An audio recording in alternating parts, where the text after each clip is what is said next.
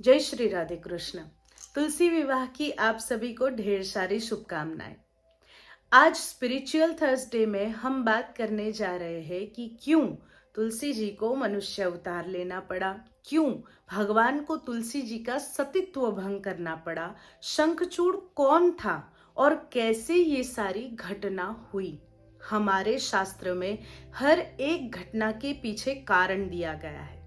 हमारे शास्त्र में बताया गया है कि अगर भगवान कोई ऐसा काम करते हैं जो सामान्य मनुष्य की दृष्टि से भगवान को नहीं करना चाहिए, तो उसके पीछे भी कोई कारण है। जैसे जब हम तुलसी जी की कथा सुनते हैं तो हमें लगता है कि स्त्री के सम्मान की रक्षा करने वाले भगवान श्री कृष्ण तुलसी जी का सतीत्व क्यों भंग कराते हैं, क्यों शंखचूड़ का अंत करते हैं और क्यों उसके बाद भगवान तुलसी जी का पानी ग्रहण करते हैं। भगवती तुलसी कौन थी? तो श्रीमद देवी भागवत के अनुसार पूर्व जन्म में गोलोक धाम में श्री राधा रानी और भगवान श्री कृष्ण के साथ ही निवास करती भगवान की एक गोपी का नाम तुलसी था। वह तुलसी जी भगवान श्री कृष्ण से अत्यधिक प्रेम करती थी और एक बार जब भगवान श्री कृष्ण के साथ वह क्रीड़ा कर रही थी, उसी समय श्री राधा रानी उस कक्ष में प्रवेश करती है। जब श्री राधा रानी ने प्रवेश किया तब वो इतनी उन्मत्त थी और भगवान श्री कृष्ण के साथ हंसी मजाक में इतनी व्यस्त थी कि ना भगवान श्री कृष्ण ने राधा जी को देखा और ना ही तुलसी जी ने राधा जी को देखा। इस बात से राधा जी को क्रोध आया। क्यों नहीं आएगा? भगवान श्री कृष्ण की प्रेयसी, भगवान श्री कृष्ण का आत्मा जो श्री राधा जी है, उन्हें थोड़ा सा क्रोध आया और उन्होंने श्राप दे दिया तुलसी जी को कि तुम्हारा गोलोक से पतन हो और मनुष्य योनि में तुम्हारा जन्म हो। उसी समय जब वह भगवान श्री कृष्ण पर क्रोधित होने जा रही थी, भगवान का सेवक यानी कि एक गोप जिसका नाम सुदामा था, जो कि मन ही मन तुलसी जी को बड़ा ही पसंद करता था, उनके प्रति उसका लगाव था, प्रेम था, उसे भगवान श्री कृष्ण के प्रति इतनी निष्ठा थी कि वो राधा जी के क्रोध को सहन नहीं कर पाया और राधा जी के पास दौड़ा, राधा जी को श्राप देने के लिए, और कहने लगा कि आपको भी मनुष्य योनि लेनी होगी और आपको श्री कृष्ण से विरह होगा। और उसी क्षण राधा जी ने भी क्रोध में श्राप दिया कि तुम्हारा भी गोलोक से पतन हो और तुम्हें भी राक्षस योनि की प्राप्ति हो। आपस में ये जो श्राप हुए, भगवान ने सभी श्रापों का स्वीकार किया। तुलसी जी ने भी मनुष्य योनि में अवतार धारण किया और सुदामा जो कि शंखचूड़ हुआ। समुद्र में रहने वाला ये शंखचूड़ जिसे अपना पूर्व जन्म याद है, तुलसी जी जिन्हें अपना पूर्व जन्म याद है, जन्म होने के पश्चात जब वो भगवान ब्रह्मा जी से प्रार्थना करती है कि हे प्रभु आगे मेरे लिए क्या आज्ञा है, तब भगवान ब्रह्मा उसे बताते हैं कि श्राप के अनुसार शंखचूड़ का भी जन्म हो चुका है और मैं तुम्हें आज्ञा देता हूं कि तुम जाओ और जाकर शंखचूड़ से विवाह करो। बिल्कुल भगवान ब्रह्मा की आज्ञा के अनुसार तुलसी जी और शंखचूड़ का विवाह हुआ। मन में भगवान श्री कृष्ण को अपने इष्ट रूप में तुलसी जी ने धारण किया हुआ है। शंखचूड़ में भी वो भगवान श्री कृष्ण के ही दर्शन करती है। जब भी वह शंखचूड़ को भोजन कराती, जब भी वो उसकी सेवा करती, उस समय तुलसी जी के हृदय में तो ऐसा ही भाव था कि शंखचूड़ ही श्री कृष्ण है, इसके अंदर श्री कृष्ण परमात्मा विराजमान है। हर एक स्त्री के लिए एक बात बताई गई है कि पति परमेश्वर। इस कलयुग में अगर इस टॉपिक पर चर्चा करें तो लोग कहते हैं हमारे शास्त्र गलत है, हमारे शास्त्र ने पुरुषों को अधिक महत्व दे दिया और स्त्रियों को कम। लेकिन असल में ऐसा है ही नहीं। पति परमेश्वर इसलिए कहा गया है क्योंकि स्त्री के ऊपर बहुत सारी जिम्मेदारियां होती है। उसे घर संभालना है, बच्चों को संभालना है, परिवार को संभालना है, और ये सब करते करते करते करते अध्यात्म के लिए उसके पास बहुत ही कम समय होता है।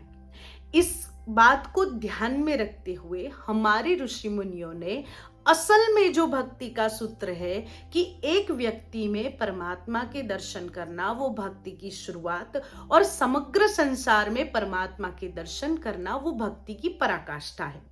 ये जो सूत्र है वो स्त्रियों के लिए आसान कर दिया कि जब अगर आप गुरु नहीं कर सकते, अगर आप स्पेशली टाइम निकाल करके जाप नहीं कर सकते, यज्ञ नहीं कर सकते, तो आप अपने पति के अंदर ही परमेश्वर के दर्शन कर जब भी अपने पति की सेवा करे, यानी कि उन्हें खाना खिलाओ, उन्हें बुलाओ, उनसे बात करो, जो भी उनके लिए करो, उस समय अपने हृदय में इनके अंदर बैठे परमात्मा के लिए मैं ये कर रही हूं, ये भाव अगर रखा जाए तो अवश्य ही उतना ही फल मिलेगा जितना औरों को जाप से, यज्ञ से, मंत्र से मिलता है। और इस बात को प्रैक्टिकली ना लेते हुए हम सभी ने कह दिया कि इसमें स्त्री पुरुष का भेद है। असल में ऐसा कुछ है ही नहीं। यहां पर तुलसी जी भी यही करती है। शंखचूड़ से अत्यधिक प्रेम होने के बाद भी उसके अंदर परमात्मा के दर्शन करना। शंखचूड़ उसे मारना अत्यंत कठिन, नामुमकिन के बराबर था, इसलिए क्योंकि तुलसी जी इतनी पवित्र थी कि उनके हृदय में कभी भी किसी भी और पुरुष के लिए विचार मात्र नहीं आया। जब उसे मारने की बात आई तब भगवान श्री कृष्ण और महादेव के बीच चर्चा हुई और एक योजना बनी। इस योजना में जब भगवान श्री कृष्ण सुंदर वेश धारण कर, शंखचूड़ जैसा वेश धारण कर तुलसी जी के समीप जाते हैं और कुछ क्षण के लिए तुलसी जी प्रभु को देखकर मोहित हो जाती है। एक तो यहाँ पर पूर्व जन्म का प्रभाव है। पूर्व जन्म में तुलसी जी भगवान की प्रेयसी थी। तुलसी जी भगवान के साथ नित्य क्रीड़ा करना चाहती थी, नित्य निवास करना चाहती थी, उनसे अत्यधिक प्रेम करती थी। दूसरा, पति के अंदर परमेश्वर के दर्शन, और परमेश्वर अपने इष्ट वो श्री कृष्ण को ही मानती थी। और तीसरा, थोड़ी भगवान की माया। ये तीनों जैसे ही एकत्रित हुए, तुलसी जी कुछ क्षण के लिए अपने भान को भूल बैठी और भगवान को ही अपना पति मान उन्हें आलिंगन कर बैठी। लेकिन स्पर्श, कहते हैं ना कि स्त्री में सेंस है कि कोई उसे अगर स्पर्श करे तो किस तरीके से कर रहा है, वो अपना है या नहीं, अच्छा है या बुरा है, वो उसे पता चलता है। स्पर्श मात्र से तुलसी जी को पता चल गया कि ये मेरे पति नहीं है, और वो अत्यंत क्रोधित हो गई। वो जब क्रोधित हो गई उसी समय भगवान को श्राप देने लगी। तब आपस में श्राप दिए और भगवान ने जब कहा कि तुम नदी बन जाओ तो वो गंडकी नदी हुई। और तुलसी जी ने कहा कि आपको सच में पत्थर ही होना चाहिए। तब वह शालिग्राम गंडकी नदी के किनारे पर आज भी पाए जाते हैं और आज भी भगवान के उस स्वरूप का हम पूजन करते हैं। भगवान की महानता देखिए कि प्रभु अपने भक्त के लिए पत्थर बनने को भी तैयार है। उसी तुलसी जी को ब्रह्मा जी का वरदान था कि वो वृक्ष रूप में वृंदावन में वास करेगी, उनका नाम वृंदावनी होगा और समग्र संसार वृंदावन को उन्हीं के नाम से जानेंगे। उसके बाद तुलसी जी को अपना पूर्व जन्म याद आता है, भगवान से क्षमा प्रार्थना करती है और प्रभु से कहती है कि प्रभु, मैं तो आपकी भक्त हूँ, मुझसे ऐसी गलती हो जाए लेकिन आपसे थोड़ी हो सकती है, मुझे क्षमा कीजिए और मुझे ग्रहण कीजिए। और उसी समय प्रभु तुलसी जी का पानी ग्रहण करते हैं।